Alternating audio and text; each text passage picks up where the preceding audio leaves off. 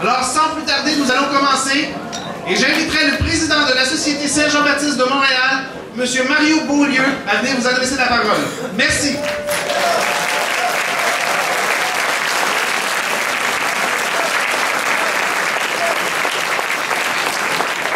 Bienvenue à ce rassemblement qui se veut une première étape dans la mobilisation pour dire non au jugement de la Cour suprême qui ouvre une brèche dans le cœur même de la loi 101 pour dire oui à l'avenir du français, oui à l'avenir du peuple québécois, oui à notre liberté collective.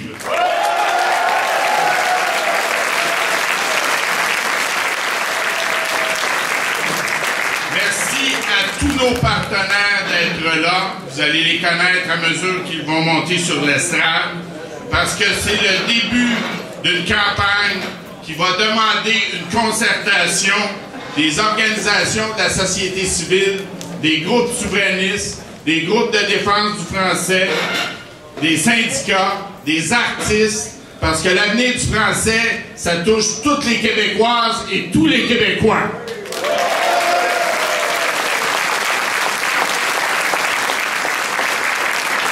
Alors, sans plus tarder, j'inviterai le président du SPQ Libre, Marc Laviolette.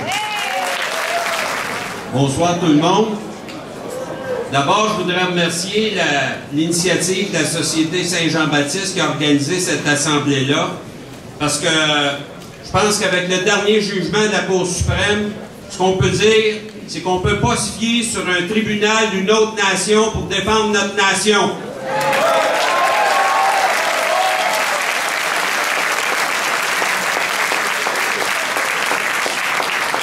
Ceux qui disent qu'il ne faut pas se lever de bout pour défendre la langue au Québec au nom de la soi-disant paix linguistique, ça me fait penser, ça, au boxeur.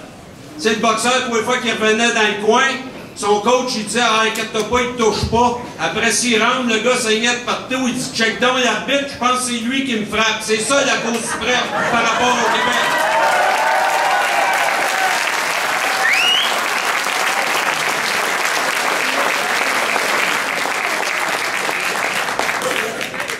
Le phénomène des écoles passerelles, c'est un problème réel.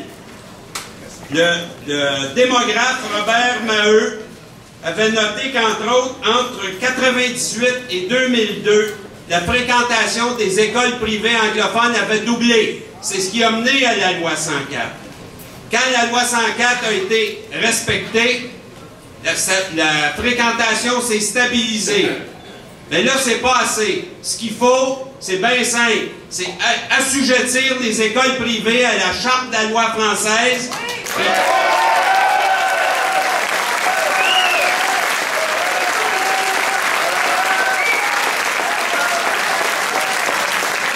Puis à cette ceinture-là, installer un set de bretelles qui s'appelle la clause non-obstant.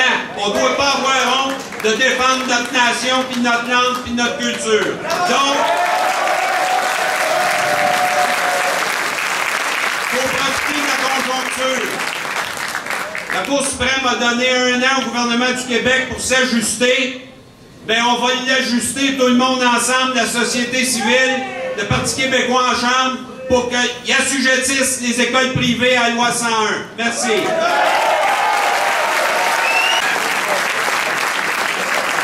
Et maintenant, le président du Rassemblement pour un pays souverain, Benoît Roy. Merci, M. Beaulieu. Bonsoir. Nous devons tous être déçus et frustrés de ce jugement de la Cour suprême. Parce que cette autre intrusion dans nos affaires linguistiques est la preuve que le Québec vit une situation coloniale où la Cour des autres nous dit encore une fois ce qu'il ne faut pas faire, ce qu'il faut faire et comment le faire. Une nation qui se respecte, libre, fière, n'accepte pas les jugements des autres nations.